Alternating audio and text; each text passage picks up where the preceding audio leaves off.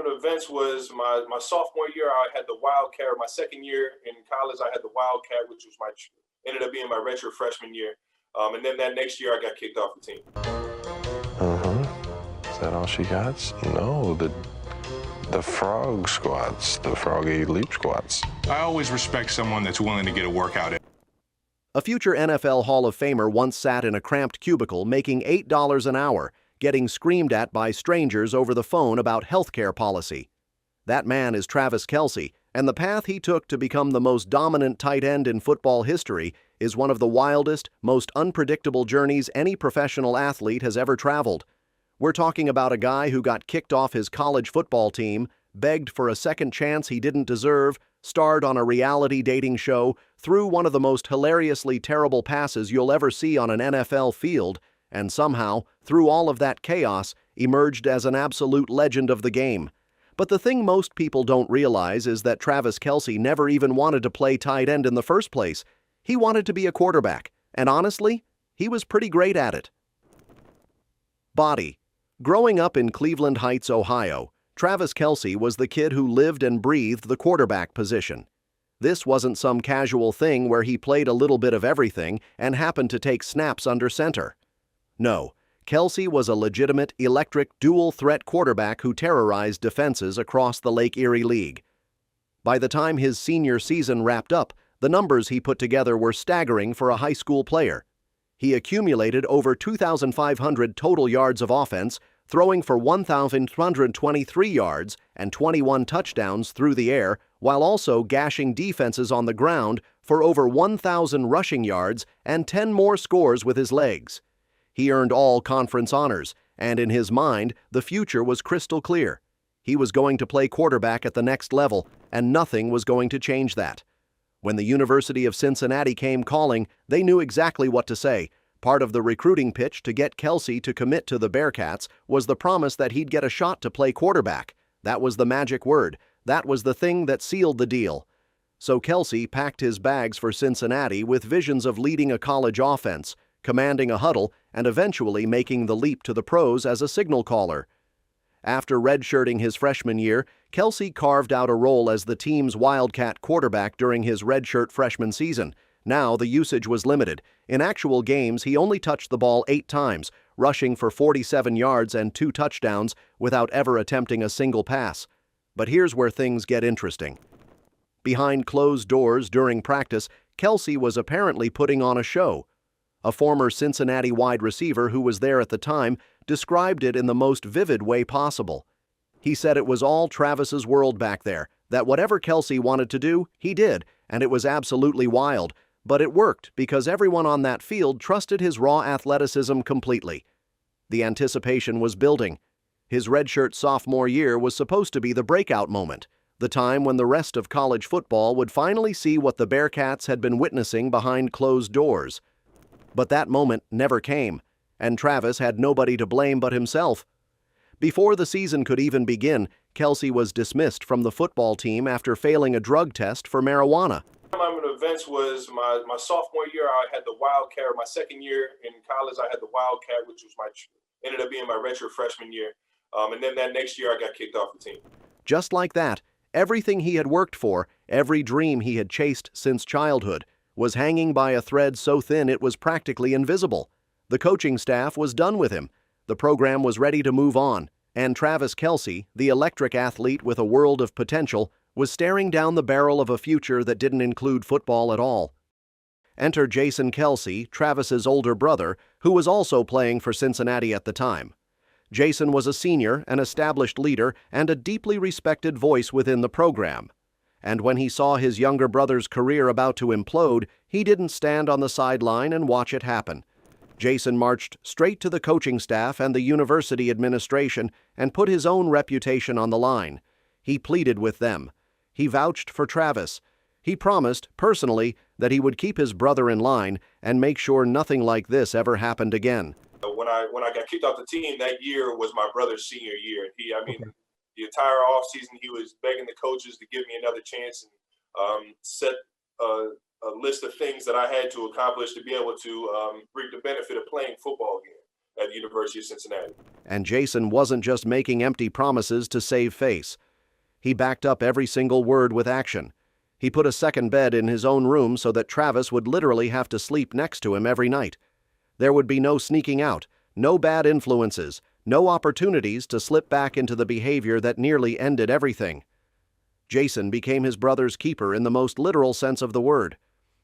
The university and the football program were moved enough by Jason's commitment that they reduced Travis's punishment from a full dismissal to a 1-year suspension. It was still a significant consequence, but it was a lifeline, and Travis knew it. Years later, reflecting on what his brother did for him during that dark chapter, Travis said he owes Jason so much credit for putting his name on the line, for giving him the chance to finish his career at Cincinnati. He described it as something he cherishes so deeply that it's genuinely hard to put into words for other people. Appreciate the opportunity of playing football again at the University of Cincinnati, and I'm forever thankful for that conversation. I mean, it took a lot of guts for him to be able to go in there and put his name on the line for myself. But during that year away from football, Travis still needed to survive. He needed to eat. He needed to pay for things. And he wasn't exactly swimming in options. So the kid who had been a star athlete his entire life, who had spent every waking moment since childhood either throwing a football or running with one, found himself sitting in a cramped cubicle at a telemarketing firm, earning $8 an hour conducting phone surveys about healthcare policy. Let that settle in for a second. A future multiple-time All-Pro, a future Super Bowl champion, a future member of the NFL's All-Decade team, was getting yelled at by random strangers on the phone who were furious about the government supposedly stealing their money. The experience left Kelsey feeling genuinely depressed. He later admitted that all he had ever done his entire life was play outside and play sports. He had never sat down and tried to earn a living in that kind of environment before. He was quick to clarify that he wasn't disrespecting anyone who works a traditional job, but he knew in his bones that this was not the life he was meant for. That telemarketing cubicle became the most powerful motivational tool Travis Kelce would ever encounter. Now, before we get to Travis's NFL career taking off, it's worth acknowledging that Jason blazed the trail first. Jason was drafted by the Philadelphia Eagles in the 6th round of the 2011 draft with the 191st overall pick, and from the moment he arrived in Philly, he made an immediate impact, becoming the first rookie in Eagles franchise history to start all 16 games at center. Jason went on to become one of the most beloved players the city of Philadelphia has ever seen. He played a critical role in the Eagles winning their first Super Bowl championship in 2018, and during a dominant 5-year stretch from 2017 through 2021, Jason was named a first-team All-Pro in 4 of those 5 seasons. Philadelphia Eagles are going back to the Super Bowl. Philadelphia has been a blessing for me to come here. I think I fit in really well, not just with the organization and the team, but with the fan base. And I'm very grateful to have been able to play here and to insert myself into Philadelphia and my family. He's also been selected to the Pro Bowl 5 times throughout his career. Jason didn't just save his brother's future in college, he set the blueprint for what excellence looked like at the professional level. And Travis followed that blueprint to perfection. In the 2013 NFL Draft, the Kansas City Chiefs selected Travis Kelce in the 3rd round with the 63rd overall pick. From there, it didn't take long for him to establish himself as one of the most dynamic weapons in the entire league. But football wasn't the only thing that put Kelce's name in headlines during his rise to stardom.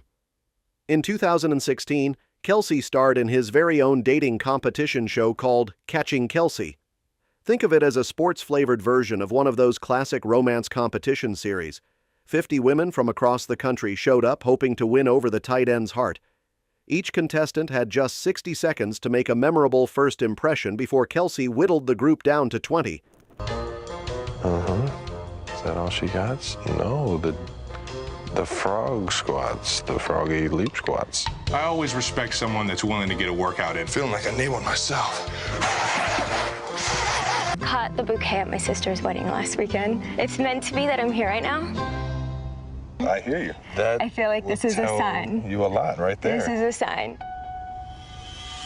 From there, it was a weekly process of dates, eliminations, and dramatic moments until Kelce ultimately chose a woman named Maya Benberry. Unfortunately, The fairy tale didn't last. Just a few months after the finale aired, the two announced they had gone their separate ways. But that same fearlessness Kelsey showed by putting himself out there on national television for a dating show, that exact energy has defined some of the most iconic moments of his football career. During last year's instant classic AFC divisional round game between the Chiefs and the Buffalo Bills, Kansas City found themselves trailing by 3 points with just 8 seconds left on the clock and the ball sitting on their own 44-yard line. Buffalo called a timeout, and the Chiefs' coaching staff drew up a specific play designed to set up a game-tying field goal attempt. That's when Kelsey did something that separates legends from everyone else. He walked up to Patrick Mahomes and told him he knew exactly where there would be a soft spot in Buffalo's defense. He wasn't going to run the route the coaches designed. He was going to run his own route to the spot he identified, and he needed Mahomes to trust him. When both teams lined up for what might have been the final play of Kansas City's season, viewers watching at home could clearly hear Mahomes from the shotgun repeatedly telling Kelsey to go, to do it, to execute his plan. And without a shred of hesitation, Kelsey took off, found the exact opening he predicted, hauled in a 25-yard reception, and positioned the Chiefs perfectly for the game-tying field goal. The number of players in the history of professional football who would have the audacity to scrap the coach's play call with their entire season on the line and freelance their own route can probably be counted on one hand. Kelsey is on that list. Now, speaking of throwing caution to the wind, Kelsey had one particular dream that followed him from childhood all the way to the professional level. Ever since he was a little kid pretending to be a quarterback in Cleveland Heights, he fantasized about throwing a touchdown pass in an actual NFL game. And during a Week 11 matchup against the New York Giants in 2017, the opportunity finally presented itself. The Chiefs called a play where Mahomes threw a screen pass to Kelce, who then had the option to either tuck the ball and run or launch it downfield to another receiver. Travis, being the eternal quarterback at heart, didn't even entertain the idea of running. He juked past a couple of Giants defenders, planted his feet, and unleashed a beautiful 50-plus-yard spiral that sailed down the field with perfect rotation. There was just one small problem. The ball landed directly in the arms of Giants safety Landon Collins. After years and years of dreaming about this exact moment, Travis Kelce's first career NFL pass attempt was an interception. You almost have to laugh at the poetry of it. But fortunately, interceptions from the tight end position aren't what define Kelce's legacy. What defines it is a collection of records and achievements that no tight end in the history of professional football has ever come close to matching. Among all tight ends in NFL history, Kelce reached 6,000 career receiving yards in the fewest games at just 91. He hit 8,000 yards in only 113 games, and he smashed through the 9,000-yard barrier in just 127 contests. He holds the record for the most 1,000-yard receiving seasons by a tight end with 6, and he set that record by doing it in 6 consecutive years from 2016 through 2021. In 2020, he broke the single-season receiving yards record for a tight end with 1,416 yards. He's also the only tight end in league history to record multiple seasons with over 100 receptions. And the truly frightening part for every defensive coordinator in the NFL is that this list is still growing because Kelce is still very much in his prime. The accolades have piled up accordingly. In his first 7 seasons alone, Kelce earned 5 Pro Bowl selections and 4 All-Pro nods. He piled up 507 receptions for 6,465 yards and 37 touchdowns during that stretch.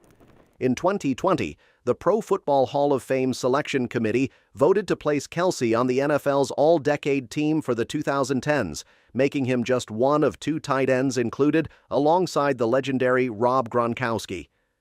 What makes that selection even more remarkable is that Kelce only played in 7 of the decade's 10 seasons, yet his impact was so overwhelming that the committee couldn't possibly leave him off the list.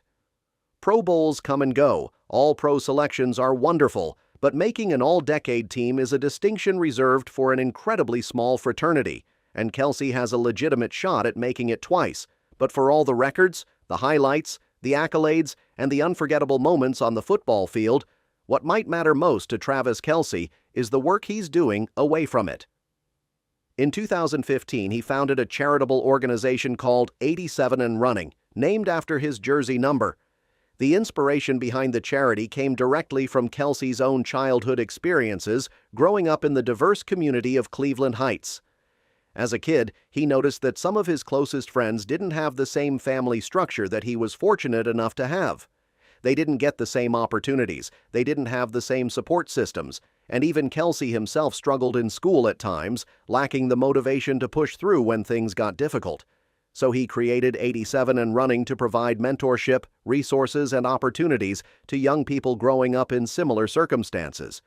The organization focuses on education, business development, athletics, STEM fields, and the arts, giving kids the tools they need to build a foundation for success. Through fundraising efforts and community initiatives, Kelsey and his team work to ensure that a child's zip code or family situation doesn't determine their ceiling. Kelsey has spoken passionately about the mission, saying that today's youth are the future, that they represent the best investment anyone can make, and that it is never too early to start planning for success. When you step back and look at the full picture, the transformation is genuinely remarkable. This is a man who went from being an immature college kid who nearly destroyed his own future over a failed drug test to sitting in a depressing telemarketing cubicle wondering if his dreams were dead, to becoming arguably the greatest player to ever line up at the tight end position in the National Football League. And through it all, through the mistakes, the heartbreak, the reality television, the record-breaking catches, and the community work, the one constant has been an older brother named Jason who believed in him when nobody else had any reason to. That's it for today, folks. See you in the next video.